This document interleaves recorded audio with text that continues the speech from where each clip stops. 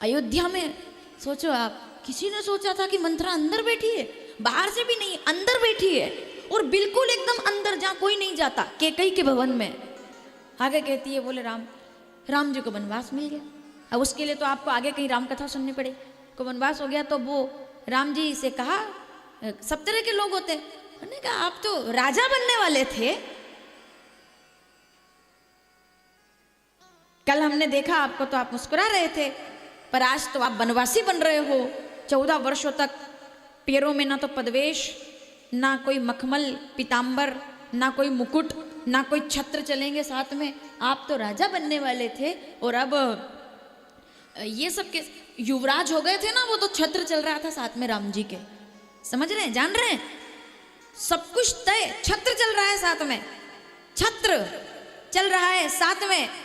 और तब राम जी से पूछा गया, आप तो राजा बनने वाले थे, आपकी तो परिस्थिति बदल गई, पहले भी मुस्कुरा रहे थे। यह सीख करके जाना इस शिव पुराण से।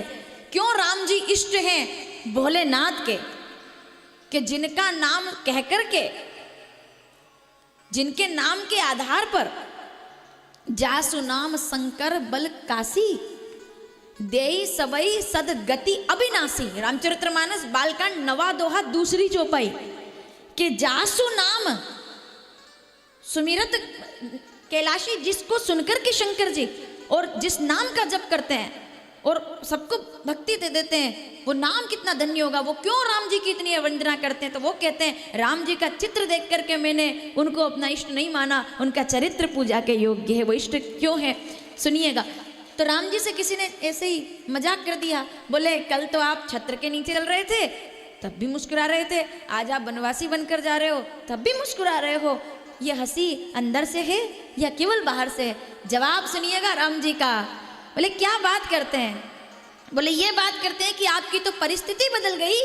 तो राम जी कहते हैं, परिस्थिति बदली है, मनस्थिति नहीं बदली है। मैं अपनी मनस्थिति पर चलता हूँ, मैंने अपनी मनस्थिति में राजी हूँ उसी में जिसमें तेरी रजा है। शिव जी का नाम लेकर के दुख में भी मजा है और सुख में भी मजा है। मैं हर क्षेत्र में, हर तरह से, धूप में भी राजी हूँ और छाँव में भी, मैं भीड़ में भी खुश हूँ और यहाँ एसी में भी प्रसन्न हूँ। बस इसी को तो विराग भाव कहते हैं। यही तो है एकात्म रूप, हमारा चिंतन रूप, जो शिव जी पसंद करते हैं। तो जो राम हो गया वो शिव जी के लिए परम प्रिय है। जो राम हो गए, जो श्री राम की तरह चेतना जिनके जीवन में हो। तो ऐसे मेरे शंकर भगवान जैसे राम जी की वंदना करते हैं, ऐसे यहाँ से ये सीख कर जाना। परिस्थिति आपके जीवन में कई लोग सामने बैठे हैं, हर तरह की आएगी या आई होगी, दुख सुख सबने देखे हैं, लेकिन उसमें जो डटा रहा वही भक्त कहलाता है, वही मनुष्य है।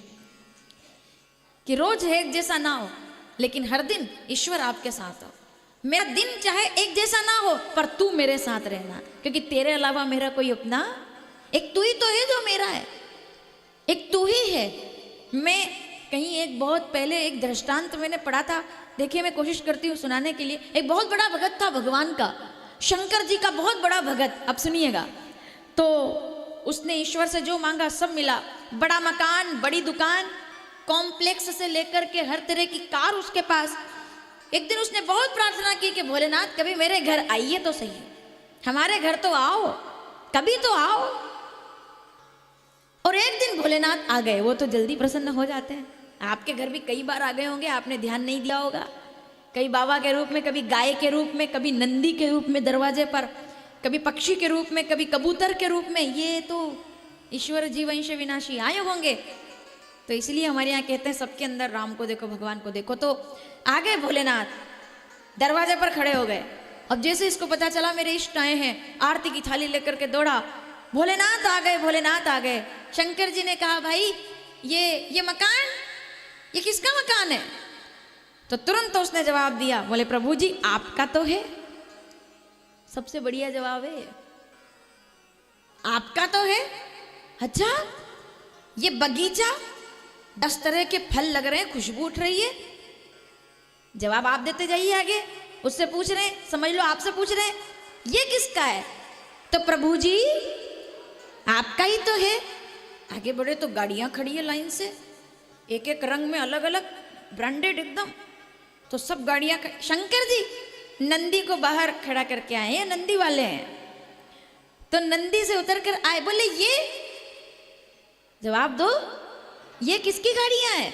तो उनने कहा सब आपका ही तो है। और आगे बढ़े तो सोने की थालियां, चांदी के बर्तन, बोले ये, बोले सब आपका ही तो है। थोड़ा आगे बढ़े तो भगवान का मंदिर बना रखा था उसने। अब सुनिएगा, मंदिर बना रखा था। अब यहाँ थोड़ा सा बदलनी पड़ेगी बात को। अब जैसे मंदिर के अंदर भोलेनाथ ने प्रवेश किया तो बड़ा सुंदर शिवलिंग वहाँ सामने विराजमान है। शंकर जी ने पूछा, बोले ये किसका है? तो वो अब कहते हैं क्षमा कीजिएगा, बस यही एक मेरा है, बाकी सब आपका है। इस पे आपका अधिकार नहीं है। एक यही मेरा है बस, बाकी सब तेरा, तुझको क्या लागे। अब यहां देखिए, हम तो उल्टा करते हैं, ये मेरा है, ये मेरा। मंदिर भगवान का है, पलट दो इसको। घर भगवान का है, गाड़ी भगवान की है, विश्वास करके देखो आप। नहीं, मैं बिना प्रमाण के नहीं बोल रही। रामचरितमानस उत्तरकांड 89 दोहा दूसरी चौपाई, श्रद्धा बिनु धर्म नहीं होई। एक बार विश्वास रख के देखो, हर काम आपका भगवान करेगा। जो इंसान स्वयं अपने लिए कुछ नहीं करता, उसके लिए भगवान, अगर वो अपने कोई आपको बुरा बोल रहा है और आप बदले में नहीं बुरा बोल रहे, भगवान को जवाब देने दो, क्योंकि वो जवाब बहुत अच्छे तरह से देना जानता है। आप उसकी तरफ थोड़ा विश्वास रखो अपना, क्योंकि श्रद्धा बिनु शिव पुराण कहती है, जो विश्वास रखेगा मैं उसे तारूंगा। शिव जी कहते हैं कि घर किसका? आपका। भगत कहता है गाड़ी घोड़े प्रॉपर्टी सब आपकी, और बोले जो मंदिर में शिवलिंग है वो, बोले वो मेरा है, वो मैं, वो ये नहीं कहता कि आपका, वरना ले जाएंगे आप। एक यही तो संपत्ति है मेरी जो मेरे काम आएगी आखिर में। बस इतनी सी भाव हमारा जाग जाए, यही श्री शिव महापुराण। इसी एक भाव ने चंचुला का उद्धार कर दिया था।